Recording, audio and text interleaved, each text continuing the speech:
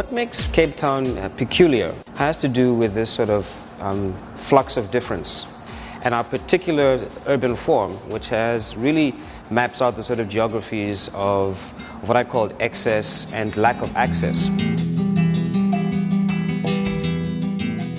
From the word go, it was always a kind of contested space.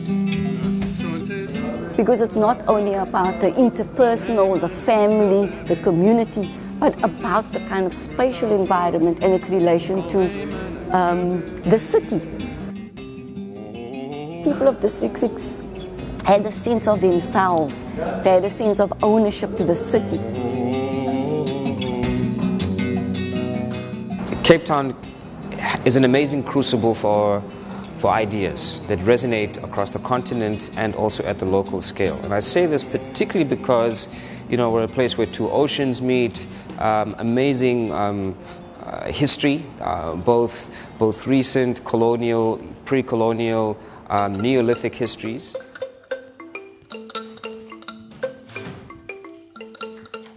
Our history doesn't just start as a city in 1652 when a fellow called Jan van Riebeeck arrived here from Holland to set up a little colony. It's got a deep and rich history going right back to the origins of time. In 1994, when we had a dawn of democracy in this country, there was a clear intent of reverses apartheid and its own and its objectives, and therefore each city in South Africa took on the role of ensuring that there is integration, and that can only happen through design. I think there's a misunderstanding of what Cape Town identity is. Transcending borders, bridging barriers, just to embrace. Because no one can actually pinpoint the one thing that makes us Cape Town.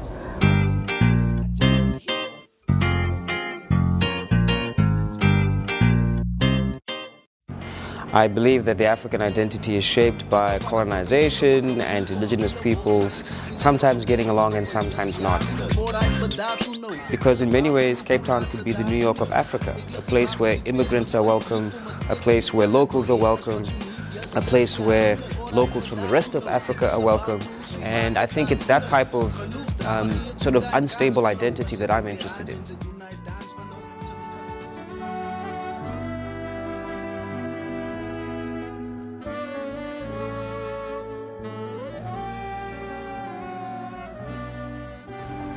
One of the things that has haunted us in South Africa is the idea of victimhood. I think it haunts Africa.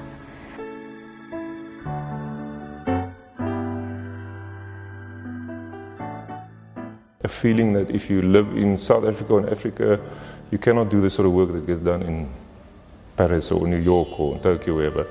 And in the end, all of us are just people. And if a person can do something in anywhere else in the world, then they can do it here. And in Cape Town, I think they can do it just a little bit better.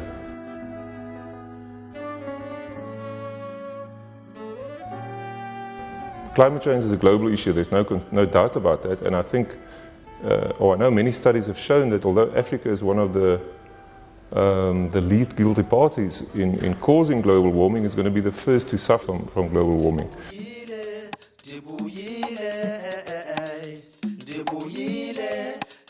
Design will always thrive where there are big challenges. Design will always be influenced by the need to find solutions where you don't have resources. The world right now is yearning for design that is aimed at solving real problems.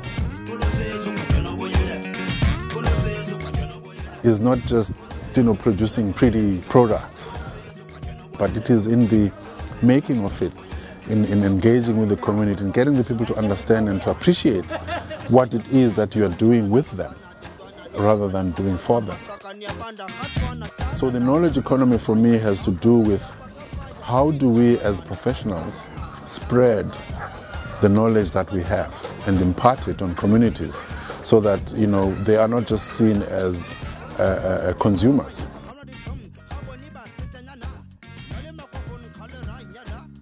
As people, not just for Africa, but in the world, is we need to embrace both community and the environment.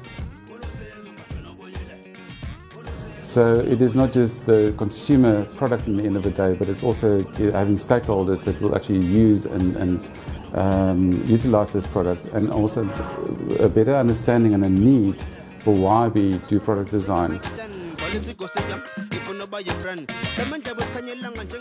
Life is complex. It's not so simple. It's not so perfect. That aspirations are complicated things, and that this first world Western paradigm that we've so entrenched is actually not the greatest thing in the whole world, and not necessarily the most sustainable thing. You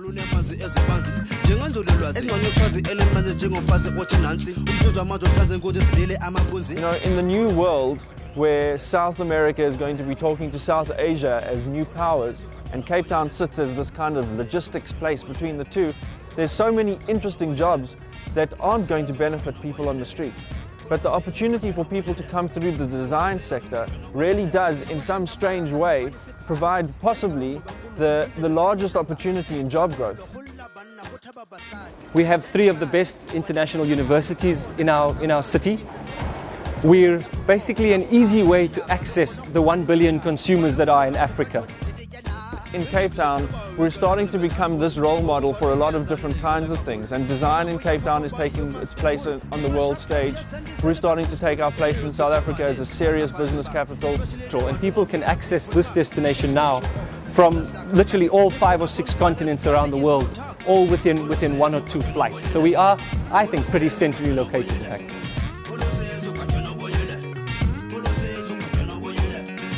Cape Town as the world design capital, I think, is a no-brainer. I think it's the kind of city that reflects not only physical design, but also in terms of the society. By 2014, it's such a poignant time, 20 years after our democracy.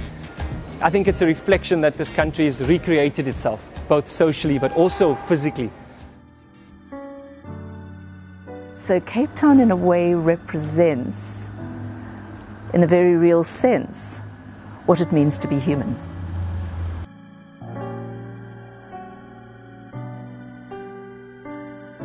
Now, a spotlight on Cape Town, let's say we are a well-designed capital, will allow us to be able to showcase talent that comes from Cape Town, first of all. But of course, it's not only Cape Town talent that is going to be showcased on that stage. It's going to be talent from South Africa, from the SADC region, and from Africa.